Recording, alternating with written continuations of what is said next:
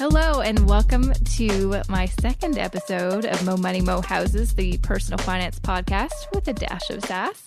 I'm your host, Jessica Morehouse, and today I'm going to be talking about a couple of things. One of the things that it seems like is very popular in the personal finance sphere is this whole idea of becoming a solopreneur or a self-employed, if you will, freelancer. Being someone who has absolutely no desire to ever be a freelancer, and I'll get to why that is in a little bit, I just find it fascinating that it seems like for millennials, a lot of people that I know, the end goal is to kind of put your time in at a company, get some experience, and then quit so you can work for yourself. You know, not work for the man anymore, but work for yourself. And so today I have a very special guest, and I'm very excited about this. If any of you read my blog, you will know this man as HB, or before HB, he was called BF.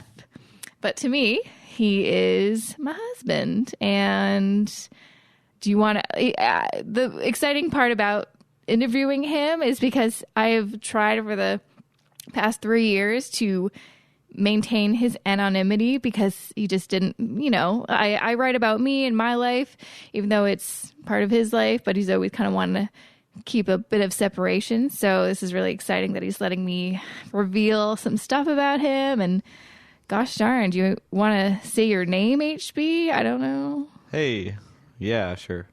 My name's Josh. That wasn't so hard, was it? I'm your husband. Yes, you are. That's great. Yeah. Don't be so scared. I'm not going to bite you. Yeah. So thank you for accepting this invitation to be on my podcast. Not that you really had a choice. I know where you live. Yeah, I was already in the room. So yeah, you were. You actually set up all of this podcast equipment. That's Thank true, you. I did. You're actually recording this right now. For anyone, musicians or audio people out there, when your wife says, "Hey, I want to buy some gear," you take that opportunity. Yeah, you do, and you run with it, and you have a great time. Totally. So, so the reason I wanted to interview Josh is he's been a freelancer for how many years now?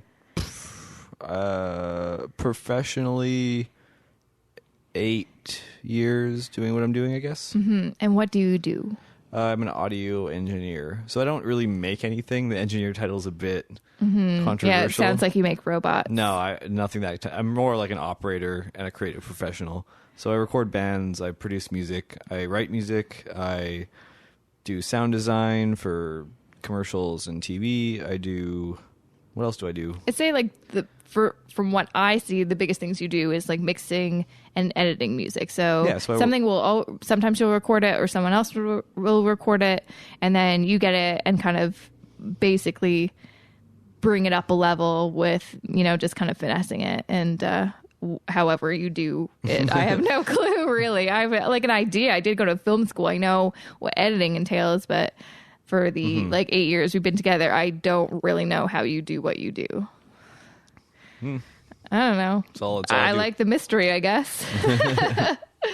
All right. So within that 8-year period, obviously you know the answer because I've been living with you, but was there ever a time that you thought freelancing, being self-employed is not for me? I want to try something else and, do the 9-to-5 grind Yeah, quarterly, every year. That's true. Even still, you kind of once in a while. Oh, all the time. Yeah. Honestly, for now, I can't picture myself doing anything else. I love being somewhere different all the time. I love just having the freedom to sort of I can do whatever I want. I mean, I do have to make money and have to pay bills and obviously help support us and stuff. But I can do whatever I want. I don't have to be anywhere. The only reason I have to be somewhere is because I want to be there to further my own career and my own agenda. And I think that's the thing that I don't just as me as a person does not compute. I like working for a company because I like having that routine and that schedule. Yeah. I love knowing exactly what's going to happen the next day, the next week. I can plan years in advance because you know me, I'm a planner. Yeah. I'm crazy organized and that's just how I am.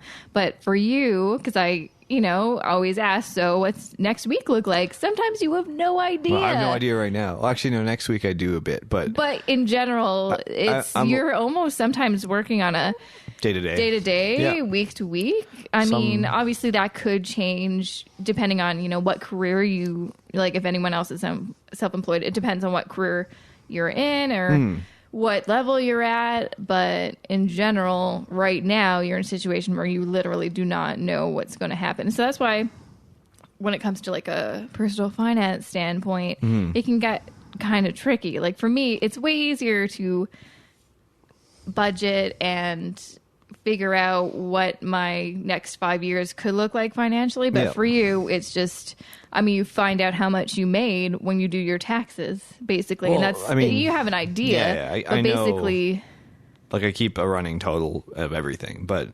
it's all up in the air. I sort of like that because I'm not limited by my salary or by my employer. If I work hard enough and smart enough and I'm talented enough, I can make more money. And it's just, there's no cap. Mm-hmm. So that's what I like about it. Do you also like that you don't have, although you have like clients to report to and make happy and everything, you don't necessarily have a boss. You're your own boss. Is that one of the things that has always appealed to you? I like that I have different bosses all the time. Okay. It's funny because you have to be a pretty motivated person, I think, to do what I'm doing. And I am, for the most part, really motivated and on top of it. But, when you do have those days where you get up and you as someone that has a quote unquote regular job, sometimes you get up and you're like, I don't want to go to work. You have to go to work though. You can't just not go. With me, if I get up and I feel that shitty, there's a chance, like if I could just not do whatever I'm supposed to do and say, something came up. So it's sort of, some days I do wish there was maybe a boss because then it'd be more like, no, I have to do this. Yeah, you're a bit more motivated to stick to what you said you were going to do. Yeah, but again, that just comes with every year I get better at that and get better at scheduling and learning and planning my time. And now I put everything I have to do tomorrow in a schedule, whether it's something I'm getting paid for or not, whether it's like business development or whether it's, working on my website or just anything. I just schedule it all in. And it's like, if it's on a schedule, I have to do it. Mm-hmm. And that sort of helps. Mm-hmm. So one thing, kind of going away from your personal journey, but one of the things that I've been seeing a lot just with people that I know, people that are also bloggers, it seems like becoming self-employed, working for yourself is kind of the ultimate goal. And I feel like it must be a generational thing because in my parents' time, like you worked for a company and you worked for that company for decades. Like my dad worked for the same company for like over 30 years. My mom still works for the same organization and she's been there since I was a kid. Yep. So, and that was just kind of what you did. I mean, it made sense at the time. And that's probably what you did really, in my parents' generation, my grandparents' generation. But for us, it seems like, and I know, lots of media outlets talk about this all the time, millennials don't stick with a job for more than like 2 to 3 years. Yeah. And lots of them are just quitting altogether. And it could be that they can't find a job or they're just unhappy. Yeah. They, start their own business or they become this new term of solopreneur and just work for themselves and do whatever they have to do. Do you think, like from your experience, because we do have, you have a lot of acquaintances, especially in the music industry, entertainment industry. Yeah. Is it just like kind of the trend now? People want to work for themselves instead of a company? It does seem really common. I've been reading, because I keep up on a lot of sort of small business websites and blogs and articles and things. And there have been definitely, it's really popular. Like it's definitely I don't know if trendy is the right word, but there is a trend towards people doing that for sure. There's been a lot of interesting articles sort of bashing that though and saying, this dream, a lot of people have this dream, like they want to, work and do their side hustle and make their side hustle their main thing. A lot of those people are going to get to the point where they can make the side hustle their main thing and be sorely disappointed.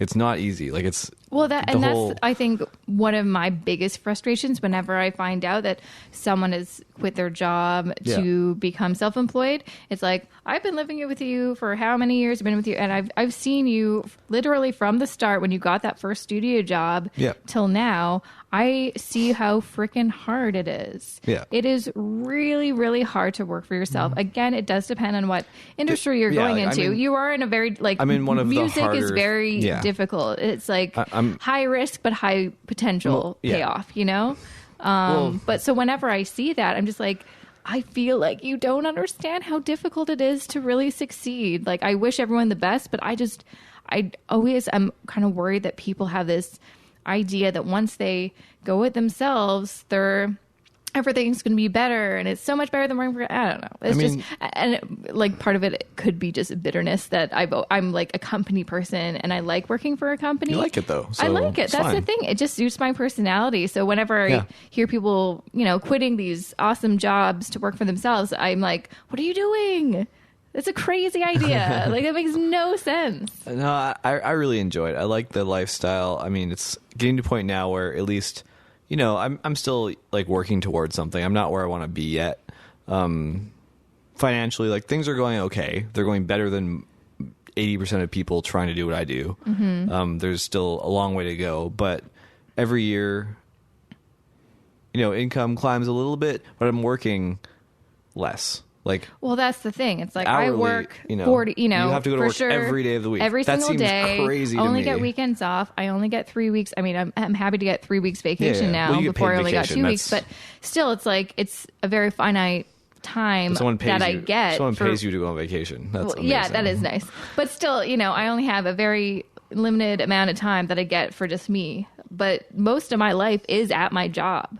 Yeah. And I mean, I love my job. Thank God that I do, because it doesn't feel like, oh God, I have to go to work every day. But it is one of those things where it's like, I wonder, you do have more free time, or not necessarily free time, but I'd say time that you get to choose what you want to do with it. Whereas for me, I don't necessarily get to choose what I can do with my time. Yeah, I mean, for me, it's more like I just like the sporadicness of the schedule. I mean, sometimes it drives me nuts, but most of the time, like today, after this, I'm probably going to work on something, like some marketing thing or whatever. But because of that, earlier today, I could hang out for an hour and go for a walk in the park at like 2 p.m. on a Thursday or whatever day it is. I like that. I love that trade-off. Mm-hmm.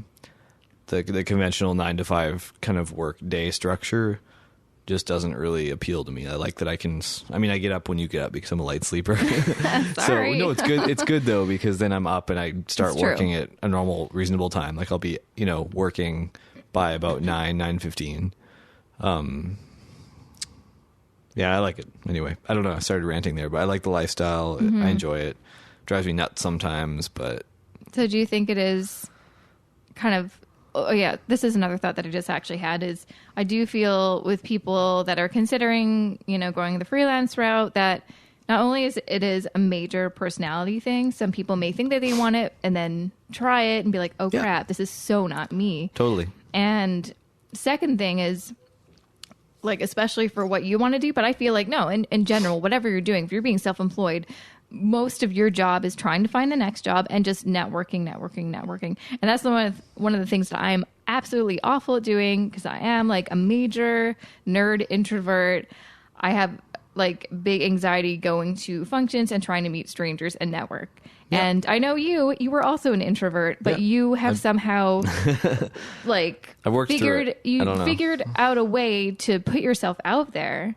It's gotten better and better. Like, it's funny. I was actually with like a colleague, like someone that I write with, and we were talking about, there's this meetup group I go to, and at the start of every meetup group, you do there's between 5 and 25 people. It's sort of random every time, but you do like around the circle, and everyone says who they are. It's your time to kind of promote, do whatever you want. You can say anything you want in the time you have when you're introducing yourself, and that's sort of the only time you can do that. So I've gone to probably, I don't know, 15 of them now, more, and 10 or 15.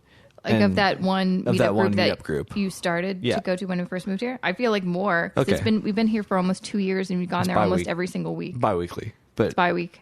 We've been to like almost all of them. Yeah, so anyway, it's kind of... the point is, though, I was telling this guy I'm writing with that, that's a big deal for me, because like when I was younger in school, like I flushed really easily, like my face. Mm-hmm. So I remember public speaking I would rather I would rather if I was 12 or 14, I would rather have someone punch me in the face like 12 times in a row than talk to the class. Like, I was praying for the flu every morning that we had public speaking. I was like, I hope I get so sick I'm throwing up all day so I don't have to go to school. That's how much I hated public speaking. I would get in front of the class and my face would just be beet red. I could feel the heat. Like, I'd stammer and I couldn't speak, and it was just terrible. And so I was telling my writing partner this, and his girlfriend, and he was like, what do you really? Like, he said the last meeting, he said, I'd said, I'm Josh, I do this and that. He's like, your pitch was so good. He's like, you scanned the room. He's like, did you take public speaking courses? Because it was amazing. And he's like, when it got to me, I was like, well, Josh said everything that I wanted to say. So, like, it was just, I was like, oh wow, I didn't realize that I'd come that far. That's just a skill that you can't overcome if you really want it. Yeah. I just every year it gets better. It wasn't easy. It's still not easy, but it's definitely getting better. Every week it gets better. Absolutely. And it's for me, it's been really cool to see the progression from the beginning, where you were a runner at the studio and were working like 16 hours getting people coffee essentially. Yep. To now where, I mean, before you'd worked at the studio, and then a little bit after that, you would do kind of a bunch of different things. You did like live sound and lots of theater stuff and some, kind of whatever to make your money. And now I think like 2014 was, or maybe 2013? 14. 2014 was the first year that you've been able to make your income solely on doing like recording and mixing and, and not having to supplement it with doing any kind of live sound or whatever. And like, I know that may not sound crazy, but that's a big deal. I didn't do anything I didn't want to do last year. And that's for crazy. Work. I liked, there were a couple gigs that were stressful or weird, but I mean, in general, it always gets weird working with artists, though, right? Music's weird. Musicians are weird. It's some fun. Weird people in that industry, man. That's why I like it. Everyone's just like so many quirky people. It's just, I don't know. It's just every week's a strange situation with weird, quirky people, and you love it. It's so good. I love it. It's good.